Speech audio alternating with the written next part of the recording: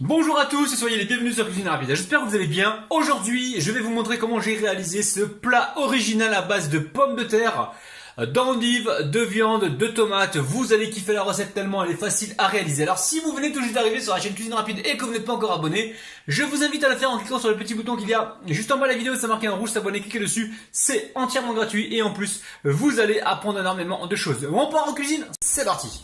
Bon, très simple, vous allez voir pour cette recette, je vais vous montrer étape par étape. Donc là, j'ai environ, allez, 2, 4, 6, 8, on va dire 10 pommes de terre moyennes, voire 9 pommes de terre, ok? Ensuite, on a une belle poignée, un beau bol de tomates cerises, 2 tiges d'oignon, 3 gousses d'ail, ou on va mettre qu'une seule peut-être les amis, ça va être trop fort 3 gousses d'ail, d'accord? Une belle gousse d'ail, ok? Du poivre, du sel et du lait. Alors, le lait... Vous pouvez prendre de la crème pour cette recette, la crème liquide entière, il n'y a pas de problème. Mais j'essaie d'alléger le truc et de faire en sorte que tout le monde puisse refaire la recette en mettant du lait parce qu'il y en a qui vont pas arriver à trouver de la crème fraîche, entière, tout ça, ok? Allez, c'est parti. Donc là, la famille, c'est une recette totalement improvisée. Improvisée, mais une recette martienne, d'accord? Ok?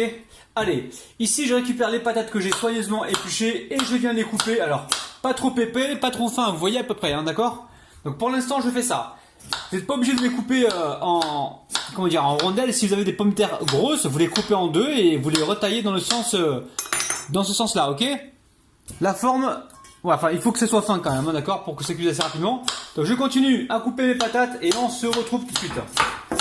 Bon, une fois que vous avez coupé les patates, vous récupérez ici vos tiges d'oignons verts, vous les nettoyez, pardon, un petit peu, ok? Là c'est pareil, c'est des trucs qui traînaient dans le frigo depuis quelques jours. Je me suis dit, il va falloir que je m'en occupe parce que sinon, ça va partir à la poubelle. Et Rabinou, vous le connaissez, il a horreur du gaspillage. Ok? Allez, on va sortir une recette ensemble. Une recette complètement ouf, ensemble, originale et surtout très gourmande. On se fait plaisir. Donc là, vous taillez donc vos oignons.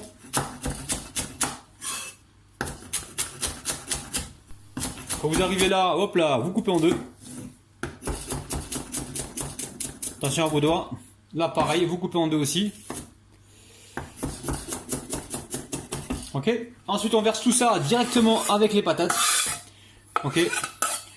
Ici, on récupère la gousse d'ail. On vient juste... Regardez, je crois ce que je fais, les amis. Je vais l'écraser. Ok. Et on la met directement dedans. Allez, on va enlever la peau parce qu'il y en a qui vont râler. La peau, elle va se retirer toute seule et vous la verrez normalement à la fin. Bon, on va faire mieux que ça encore. Allez. On va venir ici hacher l'ail directement au couteau. Vous pouvez le faire au presse-ail si vous voulez. Sinon vous le faites comme moi là. Vous le faites à la hachette ou alors au couteau, ok? Donc là le but du jeu c'est de les couper donc finement. Il faut savoir que avec les patates, l'ail dans le lait et les pommes de terre, ça va vraiment disparaître. Disparaître.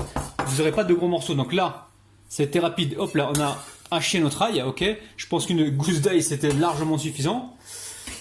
On a ici les tomates cerises, on les mettra tout à l'heure les tomates cerises, pas maintenant parce que sinon on va se retrouver avec de la bouillie.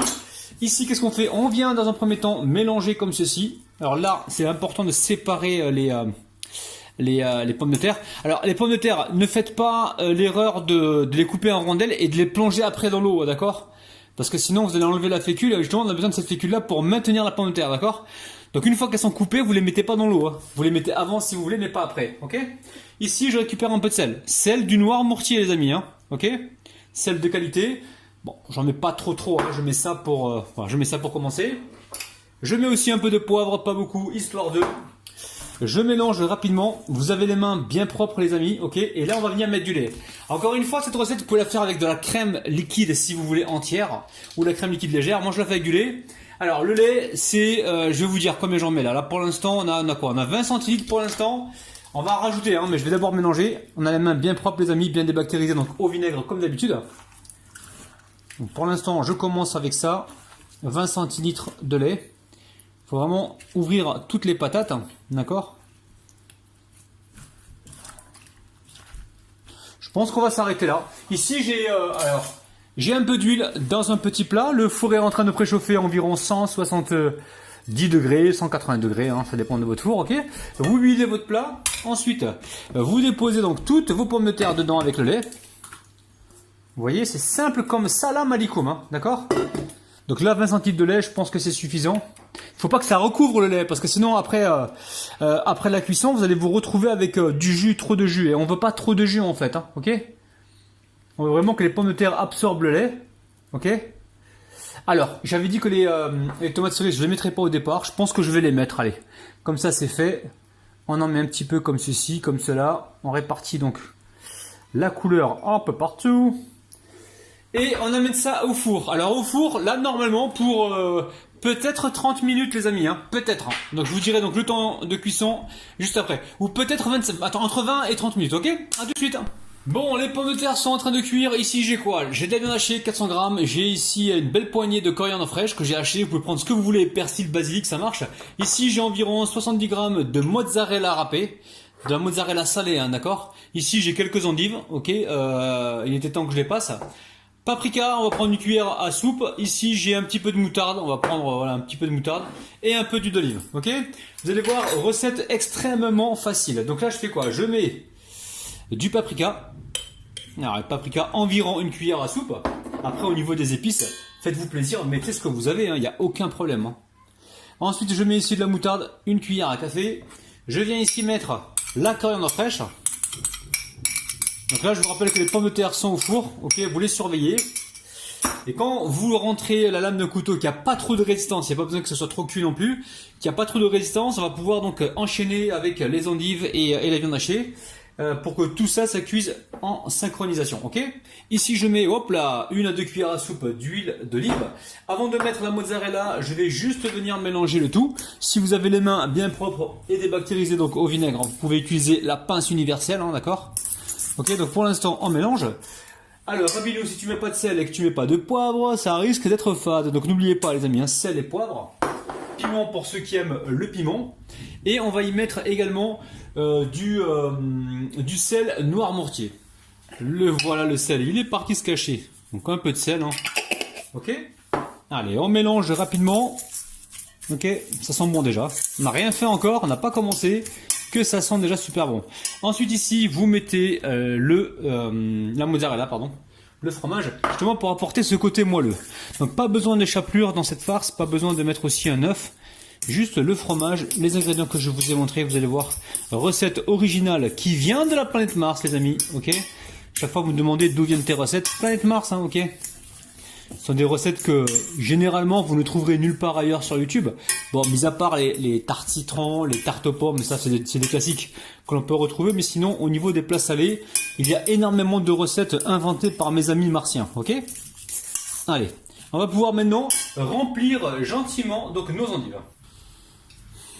Bon, très simple. Alors, je vous montre ici. Vous récupérez donc vous récupérez un couteau, vous coupez la base ici. Vous récupérez donc un petit bateau, voilà, petit bateau comme ça. Vous voyez bien ce que je fais les amis. Ici on récupère un petit peu de farce. Alors attention, chargez pas trop les bateaux les amis, hein, d'accord. Sinon ça risque de chavirer pendant la cuisson. Oh là là, il fait des jeux de mots le petit Rabinou. J'ai envie de lui pincer les joues là, petit Rabinou. Vous voyez, remplissez pas trop, ok. Et voilà, là pour l'instant on les met sur assiette le temps que les pommes de terre les cuisent. Ok. Voilà, on appuie un petit peu et on le dispose comme ça. Une fois que les pommes de terre seront presque cuites, on mettra les endives par-dessus et direction le four. Donc je vais continuer ainsi de suite et on se retrouve donc juste après. Bon, au bout de 25 minutes, je vois que le couteau il rentre sans trop de résistance. Ok. Donc là, il est temps de déposer mes endives farcies par-dessus. Ok. Donc on va les déposer alors assez joliment. Hein, vous les déposez et puis il faut qu'elles se tiennent. Et là, on va remettre au four pour peut-être 15-20 minutes. On voit les amis, hein. Vous surveillez, ça dépend de votre four. Moi, votre four, je le connais pas. Hein. Ok, donc là, on dispose donc nos viandes, enfin nos endives farcies comme ça. Vous avez vu, hein, c'est facile à réaliser. Me dites pas, ouais, je peux pas le faire. Moi, mes enfants, je leur fais des pâtes et puis après, ils se débrouillent. Non, non, non, faites un effort. Tous les enfants qui sont obèses à cause, bon, des conneries qu'ils peuvent manger, mais c'est aussi à cause des pâtes que certains parents leur font le soir. Il y en a qui se prennent pas la tête, hein. Les enfants, ils leur font des pâtes tous les jours, des pâtes tous les soirs. Et les pâtes, il y a rien de pire pour stocker du gras et se retrouver obèse, ok? Il n'y a pas juste les chips, le coca et les burgers et tout ça. Il y a aussi les pâtes que les enfants mangent tous les jours le soir, ok? Ça c'est voilà. Donc essayez de leur faire des plats comme ça, équilibrés, savoureux, faites-les participer et franchement vous allez kiffer, vous allez voir. Donc ça je le mets peut-être au milieu. On va mettre la barquette là, il y a encore un petit peu de place, j'ai encore une barquette qui me reste. Donc là ça repart au four, hein, tranquillou. On surveille, hein. Ça repart au four pour environ 15-20 minutes, faut surveiller, ok? À tout de suite. Bon voilà, alors les patates elles ont cuit elles au bout d'environ une vingtaine de minutes, ok? Et ensuite la viande que l'on a mis par-dessus donc avec les endives, ça a mis 15 minutes. Donc au total ça va très très vite, hein, d'accord? Donc surveillez bien la cuisson. À la sortie du four, faites comme moi. Prenez un pinceau, un petit peu d'huile d'olive et venez faire briller donc votre viande avec les tomates pour apporter vraiment de la brillance, de la gourmandise. D'ailleurs, c'est comme ça qu'ils font, hein. Vous savez que dans les livres des magazines de cuisine que vous achetez, des fois vous voyez que il y a des tomates qui sortent du four ou d'autres produits qui sortent du four comme ça qui sont super beaux. C'est parce que juste avant de prendre la photo, ils mettent un petit coup d'huile de façon à ce que tout ça brille, ok? Donc là c'est original, vous prenez à l'écumoire comme ça et vous servez donc vos patates avec la viande. C'est original, ça fait plaisir. Et franchement, faut pas s'en priver. Alors comme d'habitude, si la vidéo vous a plu, n'oubliez pas le petit pouce vers le haut. N'oubliez pas également de vous abonner en cliquant donc sur le bouton abonner et aussi cliquer sur la petite cloche qui se trouve près du bouton abonner pour recevoir donc toutes les notifications. Sachez que moi je vous kiffe de ouf. Et oui, vous allez me dire ouais mais les endives c'est pas trop la saison. Les endives on en trouve partout, d'accord. Et sur la planète Mars, on est en pleine saison d'endives, ok. Alors l'autre jour, il y a un gars qui me dit, mais ta recette, elle est pas de Marseille. Enfin, elle est pas marseillaise. Mais non, martien. Martien, je parle de la planète Mars, d'accord? Que mes recettes viennent de la planète Mars, pas de Marseille. Ok? En tout cas, j'adore Marseille. Grosse bise à Marseille. Bon, la famille, je vous kiffe de ouf. Je vous retrouve demain matin à 9h. J'arrête de parler. Bisous, bisous. Bye bye.